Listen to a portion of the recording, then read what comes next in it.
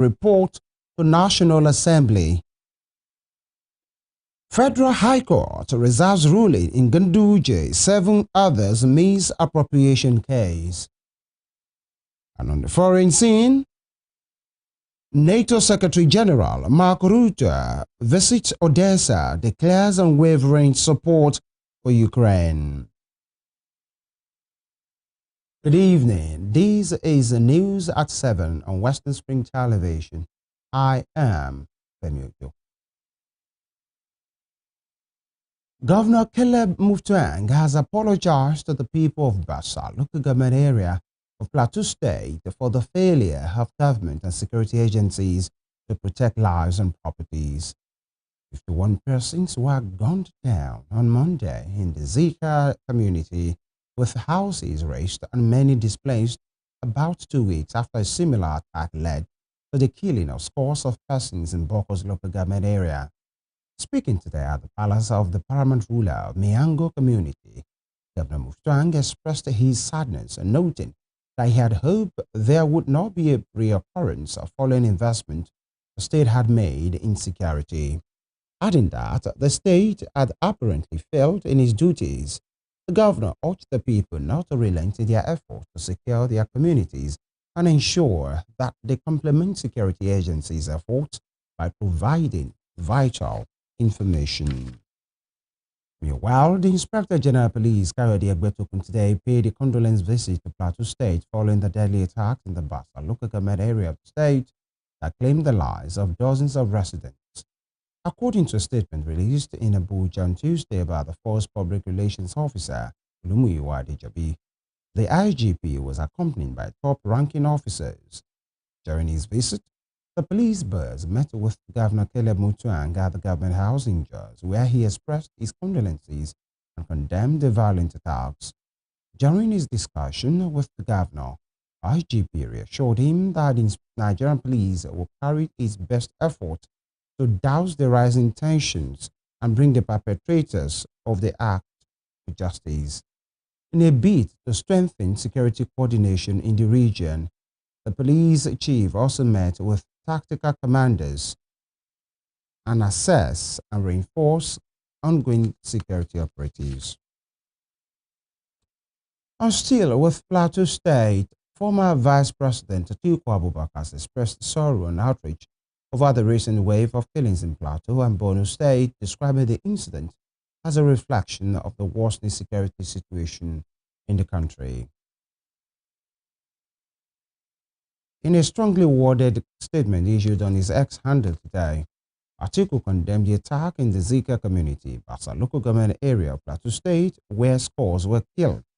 The former vice president blamed the incident on the federal government, accusing President Bola Tinubu of failing to uphold the primary responsibility of protecting lives and property.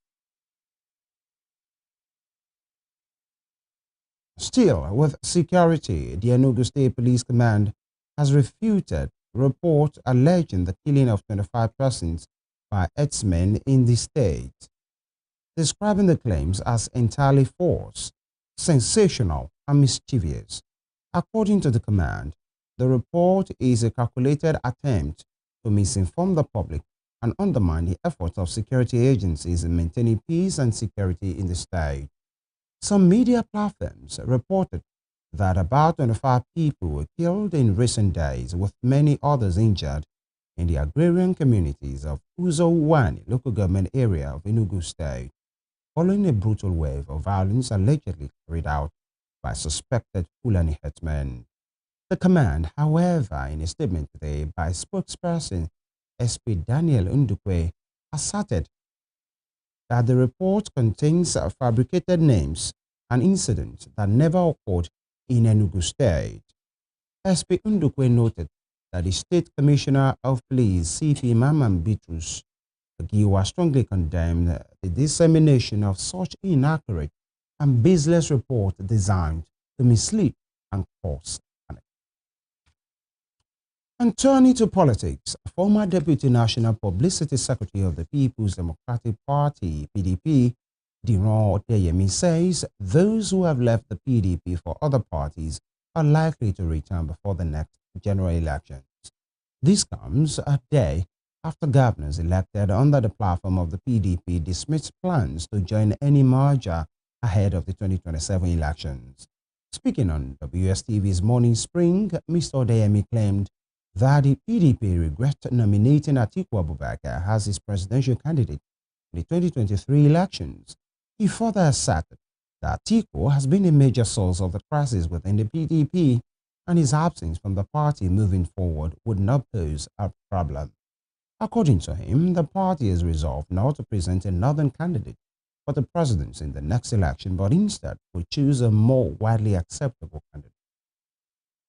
Practically. And that is why you see people who leave PDP to join APC, and after some time they still come back to PDP. There are too many examples, that we can cite. Even in our Osho state, take the case of former governor Ilola, even the case of their present governor, Senator Ademola Adeleke, they all went to APC. But at the end of the day, they all came back to PDP where they realized their mission. So people living today is never a sign or an indication that they will not still come back before the election. You have reason to do, which is personal. You may have reason to come back because if at the end of the day, the Nedunwoko and all of them that left now, thinking they will get a ticket in APC, the people in APC who are already eyeing the ticket will not allow them to take the ticket away from them. So when they don't get it, they will still come back to PDP. So we are not apprehensive, we are not afraid that they are leaving now. They have their reasons, but they will still have. This is not the first time Atiku will leave the party. He has gone before to APC. He has gone to contest under another political party as a presidential candidate. He's leaving now will not be new to us. It is not going to be a news to anybody. So if he leaves, we will say, thank God, because he has been the cause of the crisis that we are in PDP now. One would have expected him to have,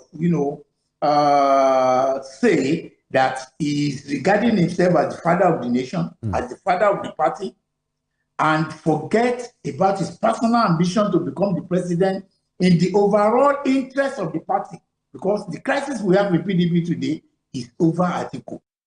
Turning to Rivers State, the Speaker of the House of Representatives, Tajudeen Abbas, has reminded Rivers State sole administrator, retired Vice Admiral Ibokete Ibas, that he must report to the National Assembly in the running the affairs of the state.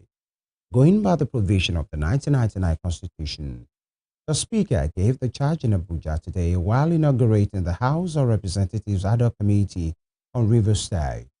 It will be recalled that President Bola Tinubu on March 18 declared a 6-month emergency rule in Rivers State following the political crisis that pitched the state governor, Siminalayi Fubara, against the State House of Assembly. President Tinubu suspended both parties for an initial period of 6 months and appointed Ibas to oversee the running of the state, a decision that was approved and ratified by both chambers of the National Assembly. To the court, the Rivers Judicial Service Commission has said that the retirement of Chief Magistrate AGK King George is not connected to the political crisis in the state. Magistrate Judge had on Monday announced his retirement, citing the current political crisis in the state, which led to the suspension of Governor Siminalayi Fubara, his deputy Ngozi Udu, and members of the State House of Assembly. In his resignation later, our judge noted that working under an administration attack quasi-military would mean a tacit acceptance.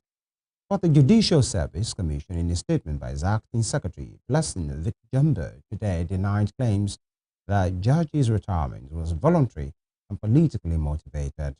The Commission said he was compulsorily retired by the Commission following disciplinary actions tied to his prolonged unauthorized absence from duty from between August 2023 to December 2024. In Kano, the Federal High Court sitting in Kano has adjourned the hearing in a suit seeking to halt statutory allocations to the 44 local government councils in Kano State until May 26, 2025. The suit filed by Abdullahi Abbas, Aminu Aliyu Tiga, and the All Progressives Congress APC challenges the legality of the current local government councils, claiming they were not democratically elected as required by the 1999 Constitution as amended. Justice Simon Amobeda adjourned the matter after admitting 4 new parties seeking to be joined in the suit: the National Union of Local Government Employees (NOGE), National Union of Teachers, Health Workers, and the 44 elected local government chairmen. Justice Amobeda said the court received a motion on notice seeking adjournment to stay of proceedings pending the determination of a related matter at the Court of Appeal.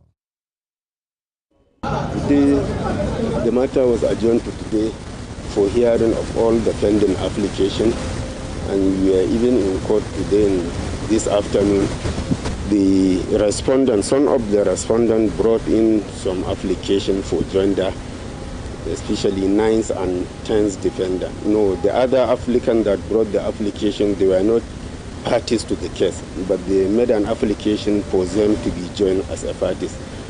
The matter that emanated, that led this matter, was the judgment of this honorable court staying the CANSEX, that is the Local Government Electoral Commission of Kano State, for them to stay the conduct of the election in Kano State, and the Court of Appeal reserved its ruling on that judgment. So we brought the attention to the court today that the matter was adjourned for judgment, and we seek for the court to stay. In the meantime, the Kano State High Court has reserved the ruling in the high-profile case involving the national chairman of the All Progressives Congress (APC), Dr. Abdullahi Ganduje, and 7 others who are facing an 8-count charge bordering on bribery, misappropriation, and diversion of public funds. The case, instituted by the Kano State government, lists Ganduje, his wife Hafsat Umar, Bubakar Bodo, Umar Abdullahi Umar, Jibrila Muhammad, Lamash Properties Limited, Safari Textiles Limited, and Lasage General Enterprises Limited as defendants. When the case came up for hearing, the legal teams for all defendants presented various preliminary objections challenging the jurisdiction of the court and filed applications for extension of time. Leading the defense for Ganduje, his wife, and Umar, Ofiong SAN told the court they had filed a preliminary objection dated November 18, 2024, supported by a 28-paragraph affidavit and a written address. On the other hand, the prosecution, led by Adiola Dedikwe SAN, maintained that the defense applications lacked merit.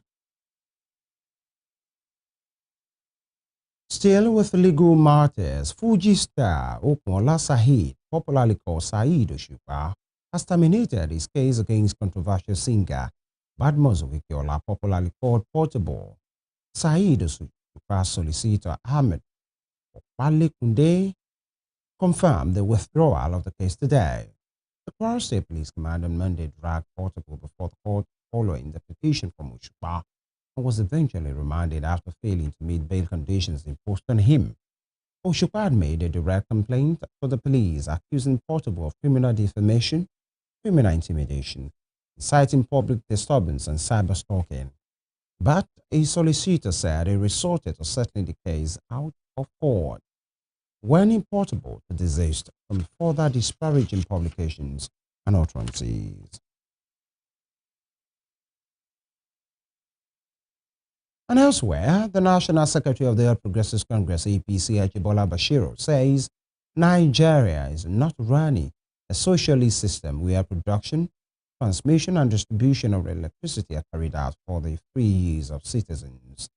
The former Senate spokesman stated this in a news chart here today, noting that energy is not cheap anywhere in the world and Nigeria is not running a socialist society. Senator Bashiru, who represented Osun Central Senatorial District, the 9th Senate from 2019 to 2023, was responding to a claim made by Lagos State Deputy Governor Obafemi Hamzat, who lamented the astronomical increase in the electricity bill. At a meeting with the Rural Electricity Agency REA in Lagos on Monday, Hamzat, also a member of the ruling APC, complained that the DISCO raised the electricity bill to its quarters from 2.7 million naira in March to 29 million naira in April. Senator Bashir said the APC administration has been making efforts to address this age-long infrastructure deficit in the energy sector.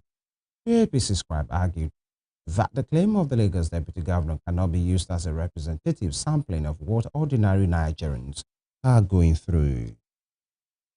You're watching News at 7 on Western Spring Television, and still to come, President Tinubu declares national emergency on food security. We will bring you more on these when we return.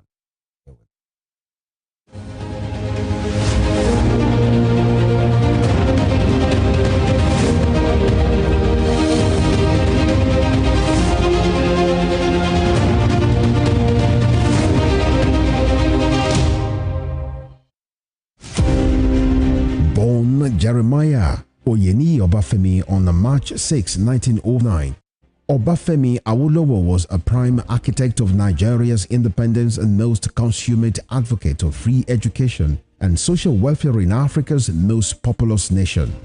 Erudite politician, thinker and philosopher, Awo was fondly addressed by associates and political colleagues, brought his unique attributes to bear on governance in the defunct Western region. He administered as leader of government business and the premier between 1955 and 1958. Obafemi Awolowo's premiership witnessed pioneering in the multi-sectoral policy initiatives and execution.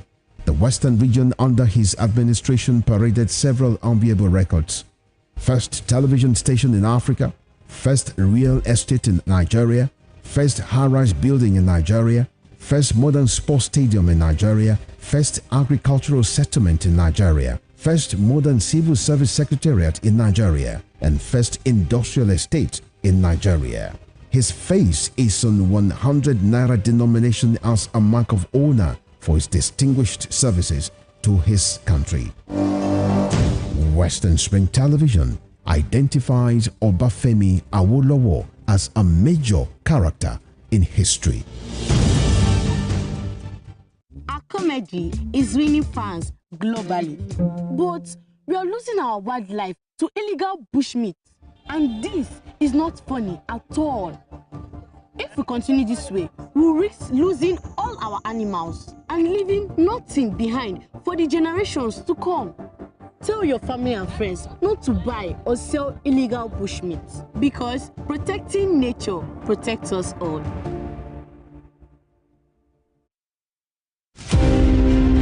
Badamasi Adegoke Adelabu was a prominent figure in Ibadan politics and Western region before Nigeria's independence.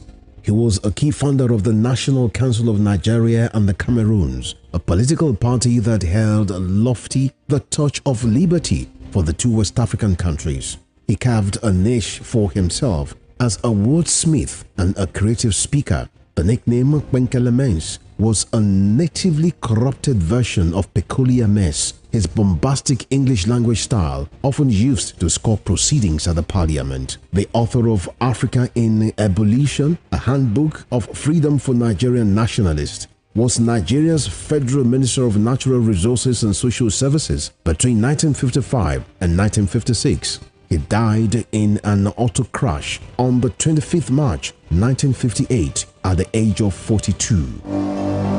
Western Spring Television identifies Adegoke Adelabu as a watershed character in history.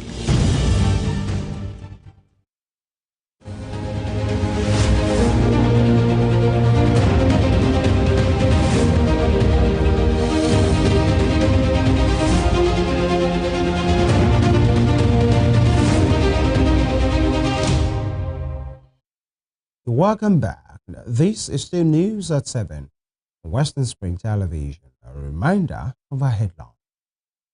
Governor Muftang apologizes to Plateau communities, says a government has failed them. And as a representative still reversed administrator to report to National Assembly.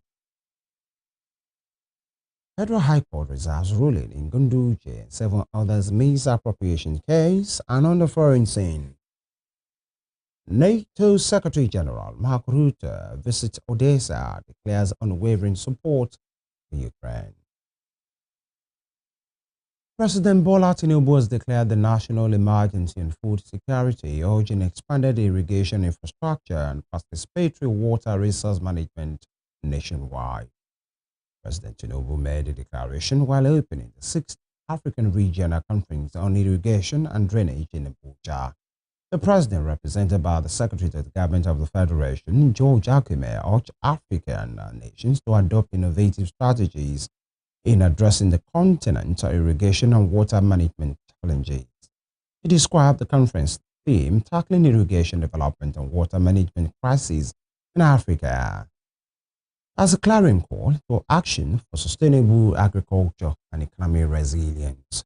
In his remarks, the Minister of Water Resources and Sanitation, Professor Joseph Youssef, said the government had completed several landmark initiatives under the Transforming Irrigation Management in Nigeria project. In another development, the forward operation base of the Nigerian Navy in Igbokoda, Ondo State, has destroyed 8 illegal bunkering sites in the state. The military said the development was a breakthrough against maritime crime in the riverine area of the Sunshine State. Speaking with journalists on Tuesday in Igbokoda, the commanding officer of the base, the Navy Captain Ali Usman, said the illegal bunkering site was uncovered at Obe Akimboye Seaside community in Elijah local government area of the state. According to him, the personnel of the Navy destroyed the site at about 3 a.m. today. He, however, revealed that the perpetrators fled the area upon sighting the naval team abandoning the illegal site. Captain Usman further warned all criminals and economic saboteurs operating in the maritime domain to desist from the activities, saying the Navy will maintain its zero-tolerance stance on maritime criminality and crude oil theft. And elsewhere, a group of angry people stormed the Cbex office in the Okeado area of Ibadan, your state, after the digital trading platform reportedly crashed, leaving many users with zero balances in their accounts. The purported digital investment platform allegedly collapsed on Monday, with reports indicating losses amounting to over 1.3 trillion naira incurred by the participants. The mob forcibly entered the premises, looting furniture and office equipment. The incident has sparked widespread reactions, particularly in social media, where users have expressed frustration, criticism, and concern over the situation. And on the foreign scene, NATO Secretary